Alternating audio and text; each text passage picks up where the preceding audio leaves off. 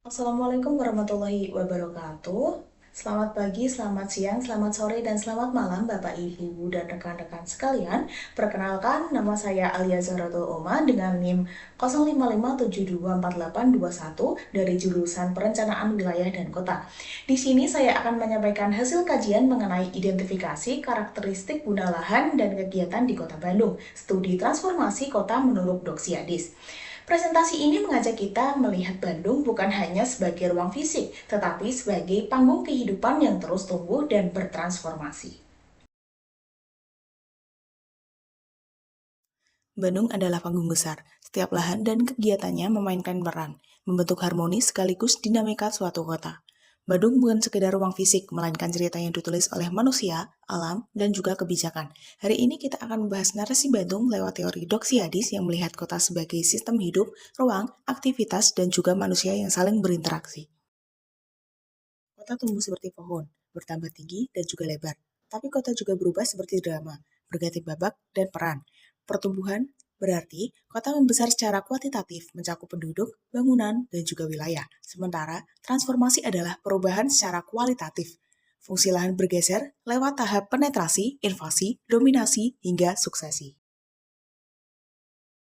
Masalah muncul ketika pembangunan masyarakat tidak sesuai tata ruang. Fungsi lahan bergeser tanpa kendali, membuat cerita kota berbeda dari naskah yang direncanakan.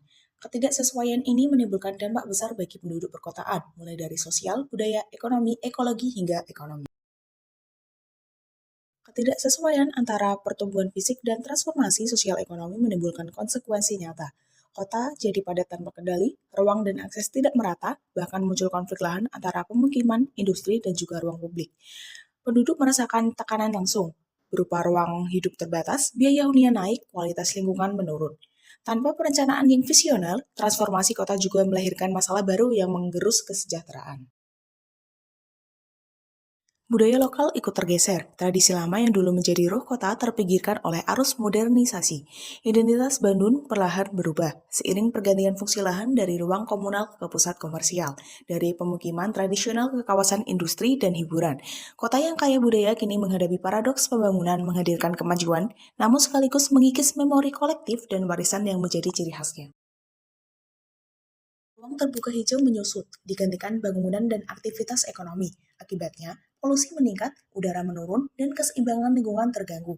Pembangunan yang mengabaikan ekologi membawa risiko jangka panjang, seperti banjir, suhu yang panas, hilangnya habitat, hingga turunnya kualitas hidup.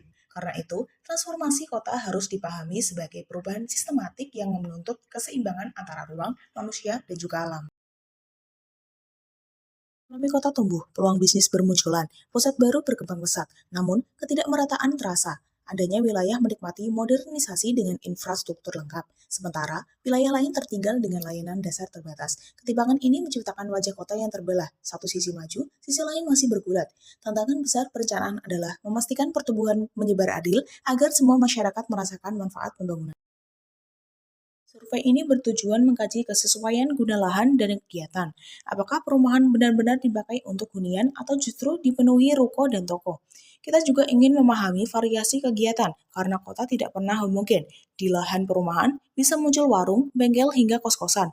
Terakhir, survei menyoroti kegiatan baru di Bandung, seperti kafe, coworking space, dan industri kreatif untuk membaca arah transformasi kota dan menyesuaikan kebijakan tatanan ruang. Sasarannya adalah 1. Diidentifikasinya karakteristik guna lahan di Kota Bandung. 2. Diidentifikasinya karakteristik variasi kegiatan dalam suatu guna lahan di Kota Bandung. 3. Diidentifikasinya karakteristik kegiatan yang berkembang di dalam guna lahan di Kota Bandung. Bandung kita adalah Bandung, dibagi menjadi 6 wilayah pengembangan. Selama satu semester, kita akan mengamati bagaimana tiap wilayah memainkan perannya. Wilayah tersebut antara lain Bojonegara, Karas, Tagalog, Cibeuying, Ujung Berung sampai Gede Bage, Arca Manik sampai Kiara Condong. Pendekatan survei dalam perencanaan kota ibarat menyusun skenario, dimulai dari perumusan masalah, pengumpulan data, pemilihan sampel, hingga menafsirkan hasil secara kritis. Setiap langkah bukan sekedar teknis, melainkan cara membaca cerita kota dengan jernih. Survei membantu menangkap dinamika suatu ruang, perilaku masyarakat, dan kebutuhan yang tersembunyi, sehingga kota dipahami sebagai sistem kehidupan yang bisa ditafsirkan melalui data. Data menunjukkan distribusi peran kota. Perumahan masih mendominasi sebagai latar utama kehidupan. Sektor komersial tumbuh pesat, menciptakan pusat aktivitas baru. Industri tetap penting untuk produksi dan lapangan pekerjaan, sementara ruang terbuka hijau makin mendesak. Grafik ini ibarat peta panggung, memperlihatkan siapa bermain di mana dan bagaimana interaksi antar peran membentuk cerita kota, apakah seimbang atau justru menunjukkan suatu ketimpangan. Analisis menunjukkan ketidaksesuaian struktur kota. Transformasi ruang berlangsung tidak seimbang. Pusat kota makin padat oleh ekonomi, sementara pinggiran menanggung beban pemukiman. Akibatnya, tata ruang tertekan dalam distribusi lahan, aksesibilitas, dan kualitas lingkungan. Fenomena ini menegaskan bahwa transformasi kota adalah tantangan besar bagi perencanaan untuk menjaga keseimbangan antara pusat dan pinggiran. Perumahan mendominasi pinggiran kota sebagai ruang utama bermukim. Namun, di pusat kota, hunian terdesak oleh aktivitas komersial. Fenomena ini menunjukkan pergeseran fungsi lahan khas perkotaan pinggiran. Tumbuh sebagai residensial, pusat kota bertransformasi jadi ruang ekonomi. Pergeseran ini bukan sekedar fisik, tetapi pencerminan arah transformasi kota yang menuntut keseimbangan antara hunian dan juga aktivitas ekonomi. Demikianlah presentasi yang dapat saya sampaikan. Mohon maaf apabila ada kekurangan dalam penyampaian maupun isi materi. Terima kasih atas perhatian dan waktu yang telah diberikan. Wassalamualaikum warahmatullahi wabarakatuh.